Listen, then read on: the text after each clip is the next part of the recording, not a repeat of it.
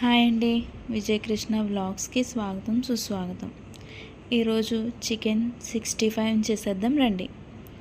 Cornflour, మైదా పిండి, కారం, ఉప్పు, పసుపు, మసాలా పౌడర్, ఇది హోమ్మేడ్, అలాగే అల్లం వెల్లుల్లి పేస్ట్, ఇవన్నీ వేసుకుని చికెన్ని బాగా కలిపేసుకోవాలి. తర్వాత కడాయి పెట్టుకొని డీప్ ఫ్రైకి సరిపడా ఆయిల్ పోసుకొని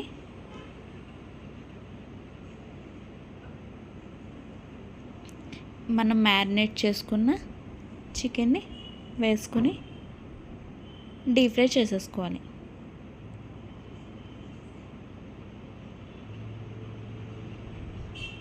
చికెన్ మొత్తం ఒకేసారి వేయకుండా కొంచెం కొంచెంగా వేసుకొని బాగా వేయించేసుకోండి.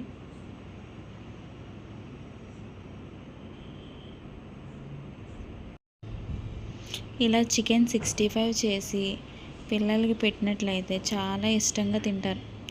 దాంతోపాటు కొంచెం టొమాటో సాస్ వేసుకుని ఇచ్చేస్తే ఇంకా వాళ్ళు హద్దులు ఉండవు వాళ్ళ ఆనందానికి. మా పిల్లలు కూడా సేమ్ చాలా ఇష్టంగా తిన్నారు. మీకు కూడా నచ్చినట్లయితే లైక్ చేయండి, షేర్ చేయండి, ఇంకా సబ్స్క్రైబ్ కూడా చేయండి. మరిన్ని రెసిపీస్ కోసం బెల్ ఐకాన్ కూడా క్లిక్ చేయండి.